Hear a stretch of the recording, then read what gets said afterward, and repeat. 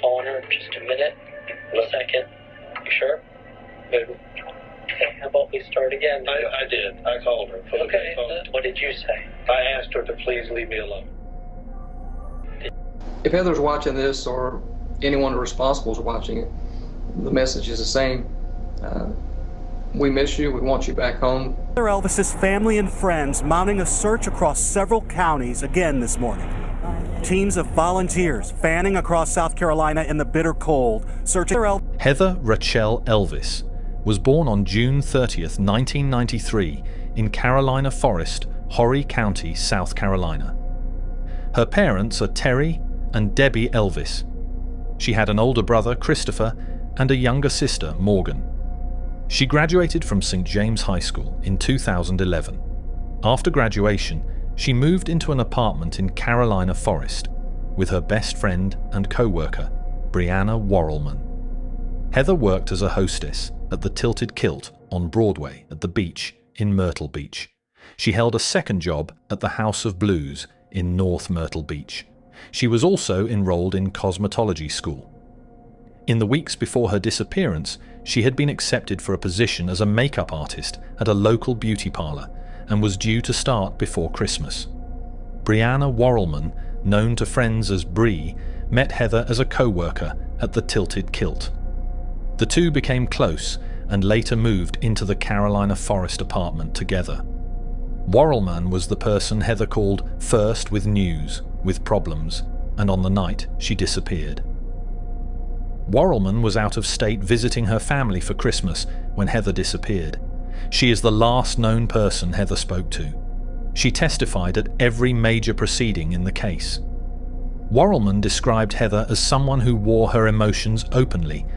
She stated that Heather had been deeply hurt by the end of the relationship with Sidney Mora and had found it difficult to move past it.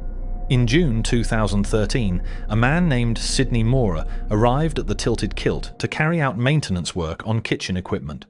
He was 37 years old, married with 3 children, and lived in Socastee with his wife, Tammy Mora.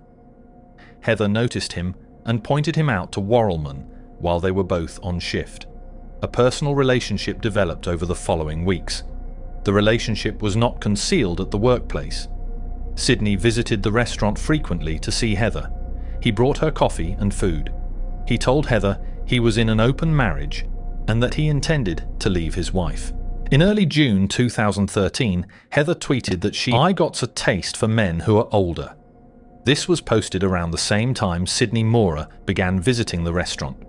Investigators and journalists later interpreted this as a reference to her growing interest in him. Then she tweeted, "I'm in way too deep, but watch me get in deeper. And baby did a bad thing." She also tweeted about Sidney in less subtle terms. Once upon a time, an angel and a devil fell in love. It did not end well. This post has since been interpreted as a reference to the relationship with Sidney, which by that point had ended. Warrelman testified that co-workers did mock Heather for the relationship. She stated that Heather was called names and that 2 co-workers on one occasion called the Tilted Kilt, pretending to be Tammy, Sidney's wife. Heather believed Sidney would leave Tammy and be with her. This belief was reflected in her conversations with Warrelman and in social media activity from this period that was later entered into evidence. The affair ran from approximately June 2013 to late October 2013. In late October, Tammy Mora discovered it. She called Heather and put Sidney on the phone. Warrelman testified that Sidney used that call to end the relationship. He told Heather she was nothing to him and had only been used for sex. Warrelman said Sidney tore Heather apart as a human being. In the weeks that followed, Tammy Mora continued to contact Heather. She called from Sidney's phone for hours at a time. She sent Heather photographs and videos of herself and Sidney together. Warrelman later told investigators and the court, Tammy was relentless. During this period, several of Heather's co-workers observed that she had gained weight. Her uniform size had gone up. Heather expressed concern to Warrelman that she might be pregnant. She took a pregnancy test at the restaurant. The result came back as an error. This concern was also documented in messages between Heather and Sidney during October and November 2013. In the weeks prior to December 18th, a phone analyst later testified both Sidney and Tammy Mora's phones were tracked near Heather's apartment, the Tilted Kilt, and bars she frequented. This pattern began on November 2nd, the day Tammy discovered the affair, and continued until Heather disappeared. December 17th, 2013, Heather receives confirmation that she has been accepted for a position as a makeup artist at a local beauty parlor. She is due to start before Christmas. Approximately 10 p.m., Heather goes on a first date with Stephen Schiraldi. They drive through Carolina Forest, looking at Christmas lights, then go to the parking lot of Inlet Square Mall. Schiraldi teaches Heather to drive his manual transmission vehicle. She photographs herself at the wheel and sends the pictures to her father, Terry Elvis, and to Brianna Warrelman. Approximately 1:15 a.m., Schiraldi drops Heather off at her Carolina Forest apartment. This is the last confirmed sighting of Heather Elvis. Schiraldi's account is corroborated. He is subsequently ruled out as a suspect. A search across several counties again this morning. Teams of volunteers fanning across South Carolina in the bitter cold, searching by boat, by ATV, on foot and horseback. No amount of attention, no amount of law enforcement, no amount of work, effort that I do or anybody does is ever going to be enough until she's back home again. The 20-year-old disappeared after a date in the early morning hours of December 18th. There's no clear indication of why she left the apartment again after the date. There was no obvious signs of anything that occurred at the apartment. Earlier that night, her date was teaching her how to drive a stick shift in this small parking lot. She called a friend afterwards to say how well the date went. Her father says she sent him a text. It was this picture of her driving the car that night. For years, I tried to teach her how to drive one, and I just didn't have the patience to do it. And now she was doing it on her own. I'm very proud of it.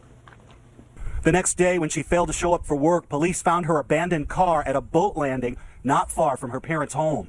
I think that everybody should take a moment to hold their family and tell them that they love them, because sometimes it's not enough to just assume that they know.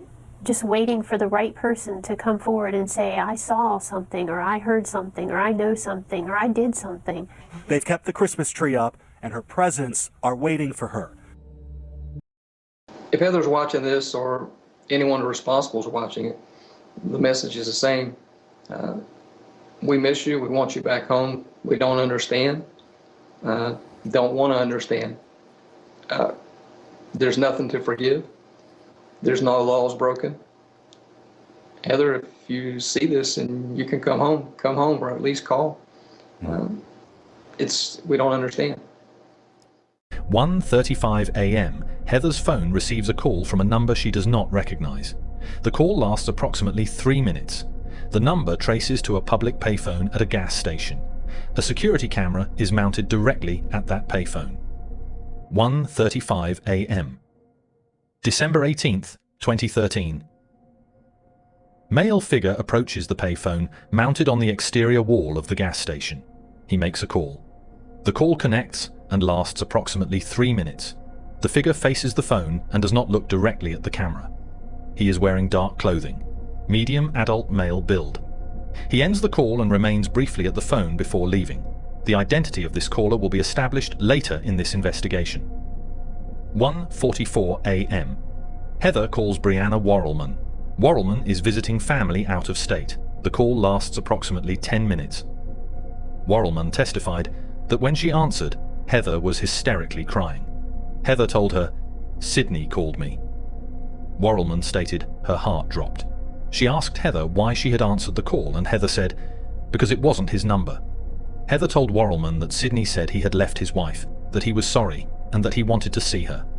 Warrelman advised Heather not to go. She said, "Why don't you go to sleep? Sleep on this and we'll talk in the morning."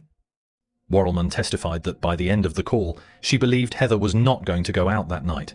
That phone call was the last communication anyone had with Heather Elvis. 2:29 a.m. to 3:05 a.m. Heather calls the payphone back 9 times. None of the calls are answered. Cell tower data also shows her phone moved briefly towards Socastee during this window before returning to the apartment. She changes into what Warrelman later described as her favorite outfit. 3:16 a.m. to 3:17 a.m. Heather calls Sidney Mora's personal cell phone twice. The first call goes to voicemail. The second call connects and lasts just over 4 minutes. 3:25 a.m. Cell tower data shows Heather's phone moving. The direction is consistent with the route toward Peachtree Landing. 3:36 a.m.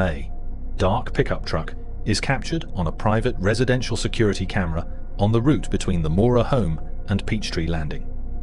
3:36 a.m. December 18th, 2013. A dark-colored pickup truck enters frame traveling in the direction of Peachtree Landing. Headlights on. Normal road speed.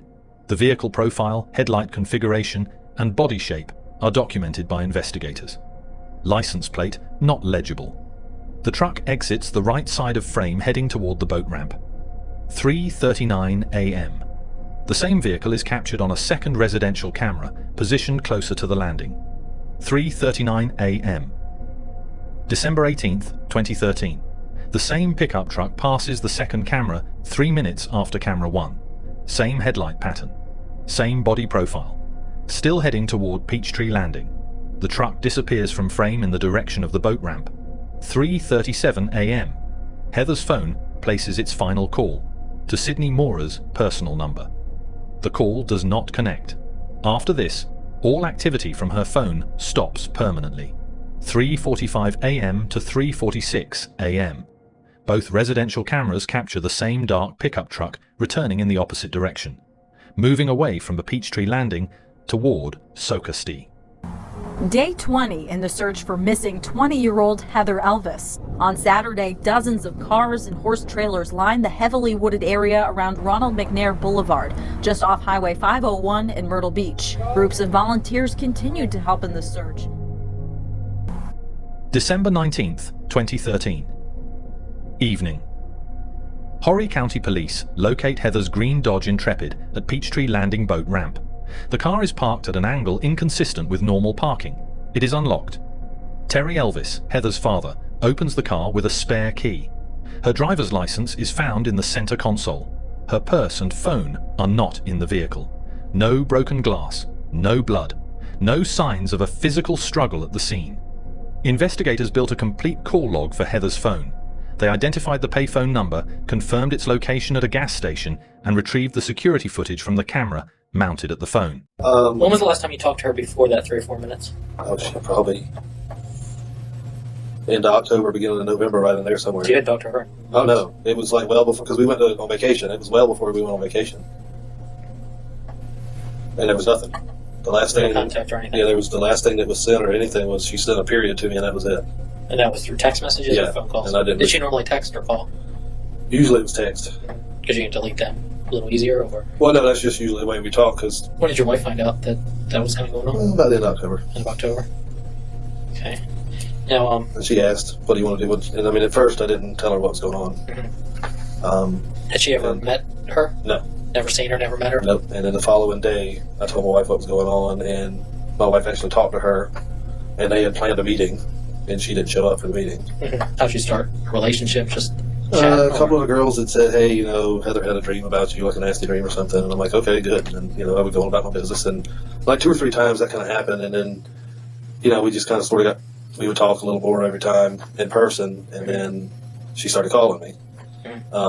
And I still don't know how she got my phone number, but she started calling me. And this is And then around, it kind of led on. do you think? Summer? Mid-September or somewhere, Mid-September? maybe. Okay. Um, So she started texting or calling you, and you could have Yeah. calling her back. I mean, she's a young, pretty girl. yeah. You know. And she was interested in. There was a phone call made to Heather that night from a payphone at the gas station on 10th Avenue. Okay. And we have video from that. Okay. Did you try calling her? Just a minute? No. A second? You sure? Maybe. Okay, how about we start again? I did. I called her. From Okay, the phone let's okay. start from the start again, because I know. I don't know you, you don't know me. I know. In the whole story, everything's legit. Okay. I Let's did go call. back to the part where it's not being legit. And Okay. start from the Well, no, I did call her on the payphone. Okay, and what did you say? I asked her to please leave me alone because she had been leaving notes on her car when I was at work. To call and say, leave me alone, to a woman who Yes. hasn't contacted You need to start over. Yeah, let's start over. Because That ain't flying, boss. A phone analyst testified at the 2019 retrial that from November 2nd, 2013, both Mora's phones had been tracked near Heather's apartment, her workplace, and bars she frequented. This continued until the date she disappeared. Evening of December 17th, 2013. Sidney Mora is captured on in-store surveillance purchasing a home pregnancy test. Store transaction records confirm the purchase. Phone records show he called Heather's number shortly after leaving the store. When questioned, Mora told investigators the test was purchased for his wife. Several of Heather's co-workers had separately observed changes consistent with possible pregnancy. Her uniform size had increased over the preceding months. The previous test she had taken had returned an error reading. The Walmart purchase was entered into evidence at both trials. The residential camera footage was submitted to the South Carolina Highway Patrol's Accident Investigation Unit and to the FBI for forensic analysis. Both agencies concluded the vehicle was consistent with Sidney Mora's 2013 black Ford F-150. The truck was newly purchased. It was equipped with a factory GPS navigation system. Records showed it had been manually disengaged once, on the night of December 17th to 18th, 2013. The Mora property had a security system that logged each disengagement. Investigators reviewed those logs. The system had been deactivated once in the relevant period, also on the night of December 17th to 18th. On February 21st, 2014, police searched the Mora residence over 11 hours. Investigators documented a spent shotgun shell casing, a quantity of fresh concrete mix, and cleaning supplies on the property. No direct forensic link between these items and Heather Elvis was established at trial. Investigators also documented that the Mora's truck had been washed in the days following December 18th. The rags used in the wash were subsequently burned. While Heather's family was conducting a public search, Tammy Mora posted about the case on Facebook. In one post, she referred to Heather using language that was degrading and confirmed she was aware Heather was missing. The post was documented and entered into evidence. Evidence at trial also indicated that Tammy exercised significant control over Sidney within the relationship. She had required him to have her name tattooed on his body. After the affair was discovered, she handcuffed him to their bed at night. Prosecutors described Sidney as utterly submissive to Tammy. Donald DeMarino, Tammy Mora's cousin, testified that Sidney Mora had shown him a photograph on his mobile phone. According to DeMarino, the photograph depicted Heather Elvis, and she appeared to be deceased. He described visible blood on her shirt and marks on her face. 2 days after Heather was last seen, investigators went to the Mora home. Sidney told them he had not been in contact with Heather since October. He denied knowing her whereabouts. He stated he had been home that night. Phone records contradicted this. Investigators had the payphone call. They had the gas station camera footage. They brought Sidney Mora in for formal questioning. Says he's frustrated he can't talk about it. He did talk about how it's hurting his family. It's all a game. Everything's a game, and it's not a game. It never has been a game from the very beginning.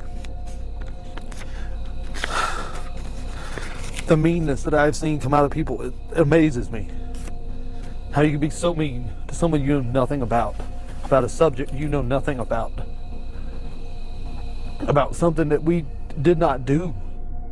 Since being charged, Sidney Mora says he's lost nearly everything he's worked for in his life and can't get a job while the case goes through the legal system. Despite the costs, Mora says he won't stop fighting the charges. Because if I confess to something I didn't do, then there's a murderer or a kidnapper or whatever running around somewhere in this community. And no one even knows. That's the scary part. Interrogation video released by Horry County Police Department following the lifting of the court gag order in November 2019. Sidney Mora is seated across from Detective Chris Martin. Detective Martin asked Sidney Mora whether he had used a payphone to call Heather Elvis on the night she disappeared. Mora's initial response was to ask whether payphones were still in operation. Martin then told Mora that investigators had surveillance footage from the gas station. Several questions later, Mora admitted he had made the call. He told police he called Heather to ask her to stop leaving notes on their car. He stated the purpose was to end contact. Brianna Worrellman's testimony directly contradicted this account. She stated Heather told her Sidney said he had left his wife and wanted to be with her.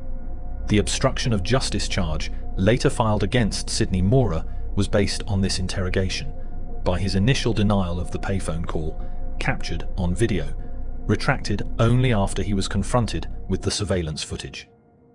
Tammy Mora was also questioned in January 2014. She told investigators she was not aware of why Sidney had called Heather that night, then declined to continue without a lawyer. She separately acknowledged to investigators that she had been with Sidney when the call was made. But you guys don't understand. I have boyfriends. We haven't even marriage. That's okay. I can care less if we have sex with 100 people. Okay. All right. I mean, that doesn't really, it doesn't bother me. So, I mean, this girl, I can tell you just by, as an outsider looking at Twitter, which I didn't know existed until all this went down, she's not right. She's not normal. I was 20. I partied with bands constantly. I wasn't that kind of girl. And believe me, I had the friends to make me that kind of girl, and I... Following the search of the Mora property on February 21st, 2014, both Sidney and Tammy Mora were arrested. Charges included murder, kidnapping, obstruction of justice, and 2 counts of indecent exposure. Both were held without bond on the murder charges. This morning, Sidney and Tammy Mora are behind bars in connection with the disappearance of 20-year-old Heather Elvis. I wanted to feel happy about it, but there's no joy in it. Heather's still not home. And for over 2 months, frustratingly slow progress until Friday's arrest, where police also raided the couple's home. Anything that we release at this point, it could do a lot more harm than it could do good. The breakthrough in the case coming from a discovery made by Elvis's father. He says he looked up her cell phone records. There were a lot of calls to one particular number in the last hours before the phone stopped working. That number, the parents telling ABC News, belonged to 38-year-old Sidney Mora. Police say he and Elvis may have had a romantic relationship. A court-imposed gag order was placed on all participants in the case. In June 2014, both were additionally charged with Medicaid fraud. In early 2015, after 11 months in custody, both were released on bond with GPS monitoring. The court later approved their relocation to Florida, where Sidney had found work, on the condition they meet all bail requirements. In March 2016, murder charges against both Sidney and Tammy Mora were dropped without prejudice. The solicitor's office stated that without physical remains, forensic evidence linking the Moras to a death or a confirmed cause of death, a murder conviction was not achievable with the evidence available at that time. Under South Carolina law, kidnapping includes the act of decoying or luring a person. The payphone call was cited as the act of luring. Sidney's first kidnapping trial ended with a hung jury. A mistrial was declared. Sidney Mora was tried separately on obstruction of justice. The charge was directly tied to his initial denial of the payphone call on the interrogation video. The jury deliberated for 50 minutes and returned a guilty verdict. He was sentenced to 10 years. Tammy Mora's trial on kidnapping and conspiracy to commit kidnapping began in October 2018. Brianna Worrellman testified for the prosecution. Cell phone location data, the residential camera footage, and the FBI and Highway Patrol vehicle analysis were all presented to the jury. The night before she was due to testify, Tammy Mora gave a live interview to ABC News in violation of the active gag order. During the interview, she denied involvement and disputed the prosecution's timeline. The jury found Tammy Mora guilty on both counts. She was sentenced to 30 years on each count to run concurrently. Sidney Mora's retrial on kidnapping and conspiracy began on September 9, 2019. Brianna Worrellman again testified. The payphone call expert, Detective Martin, and the vehicle analysts all appeared for the prosecution. The jury found Sidney Mora guilty on both counts.